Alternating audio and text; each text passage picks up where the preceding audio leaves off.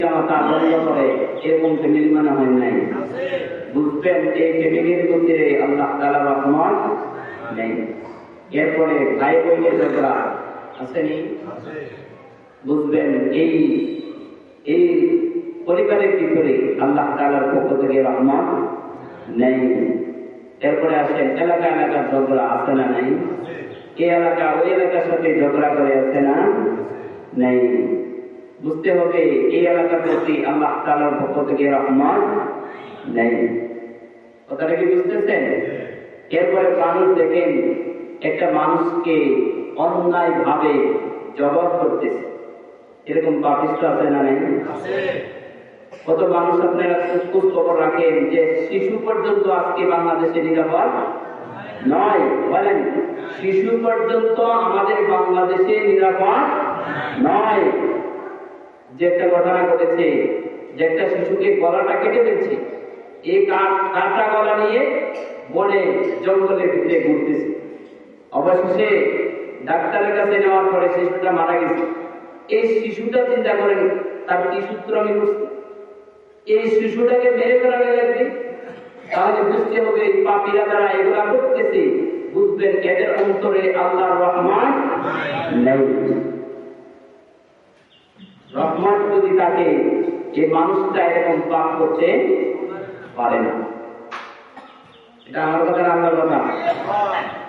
কথা খেয়াল করেন, আল্লাহ রাব্বুল আলামিন বলতেছেন যে অনেক সময় বিচার দেন, হুজুর আমার সন্তানের কথা মানে, কিন্তু আমি যদি প্রশ্ন করি আপনি আল্লাহর কথা মানে?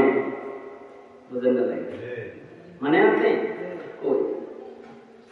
আপনি বিচার দিচ্ছেন, হুজুর আমার সন্তানেরা মানুষ হচ্ছে না, আমি তো বলি আপনিই মানুষ হন নাই।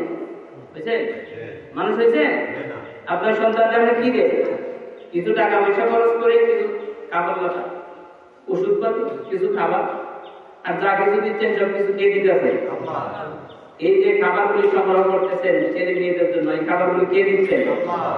আপনাকে এত নিয়ামত দেওয়ার পরও আপনি আল্লাহর বিধিবিধান মানেন না, তাহলে আপনি আবার বিচার দেন আমার ছেলে মেয়েরা কথা শুনে আপনি আল্লাহর কথা মানেন, আপনার ছেলে মেয়েদেরকে পরিচয় করে দিবেন কে? জানেন আপনারা? সূরা লোকমান কেমন মানুষ ছিলেন? তার ছেলে মেয়েদেরকে আল্লাহর সাথে পরিচয় করে দিয়েছে যে ছেলেরা মেয়েরা শোনো, তোমরা আল্লাহর সাথে শিরক করবা না। কত নসিহত লোকমান আলাইহিস সালাম করেছিলেন। লোকমান আলাইহিস সালাম তার ছেলেদেরকে অনেক নসিহত করছে। কোরআনে তার নামে একটা সূরা নাযিল করে দিয়েছে, বলেন সুবহানাল্লাহ। তিনি কিন্তু খুব ধনী মানুষ ছিলেন না, খুব চেহারাটা সুন্দর ছিল না, কিন্তু একমাত্র ভয় করতো কাকে? আল্লাহকে ভয় করে তার সন্তানদেরকে নসিহত করতো। এই নসিহত গুলা, প্রতিটা নসিহত আল্লাহ তাআলা কোরআনে উল্লেখ করেছে, বলেন সুবহানাল্লাহ। তাহলে আপনি মানুষ হন, আপনি ৫ ওয়াক্ত সালাত পড়েন, আল্লাহকে ভয় করেন, আপনার সন্তান যদি মানুষ হয়ে যাবে। কথা বলেন ঠিক কিনা? আপনি মানুষ হন নাই, আপনি কিয়া পাপাচারে লিপ্ত, আপনার সন্তান জীবনে মানুষ হবে না। কথাটা কি বুঝেছেন? তো বিবাহ করায় চলবেন যে আমার মালিক আমাকে কত নিয়ামত দিচ্ছে, অথচ আমি কি নিয়ামতের শুকর আদায় করতেছি? আমি শুকর আদায় করি, তাহলে আমাদের ছেলে মেয়েরা শুকর আদায় করবে। আল্লাহ তাআলা উদ্ধার করবেন। আল্লাহ তাআলা বলেছেন, তাহলে রহমত না থাকলে সমাজে ফ্যামিলিতে কি হয় মোটামুটি একটু ধারণা আপনারা পেয়েছেন তো? বুঝেছেন তো? আল্লাহ তাআলা আমাদের উপর রহমত দান করুন, সকলে বলুন আমিন। আল্লাহ তাআলা বলেছেন রহমত আমি লিপিবদ্ধ করে দিব যদি তোমরা তাকওয়া অর্জন করো। আল্লাহ তাআলা বলেছেন ওয়া রাহমাতি ওয়াসি'আত কুল্লা শাই'ইন। আল্লাহু আকবার। বলতেছে বান্দারে, আমার পক্ষ থেকে তোমার জন্য লিপিবদ্ধ বরাদ্দ থাকবে রহমত, বলেন সুবহানাল্লাহ। আমরা আত্মাহিয়াত করি না?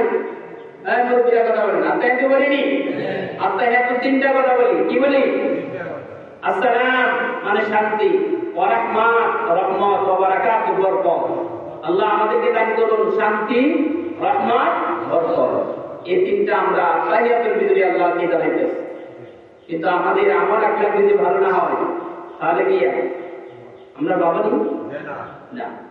ধরেন আপনি সুলকানি ওষুধ খান, কিন্তু আপনার সুলকানি জাতীয় যে খাবার আছে এগুলো দূর করেন না, খান, সুলকানি জীবনে ভালো এই জন্য বাবাসার করতে হবে। বাবাসার ছেড়ে যদি আপনি তাকে অবলম্বন করে চলেন তাহলে আপনি কারিমের পক্ষ থেকে রহমত আল্লাহ সুবহানাহু ওয়া তাআলা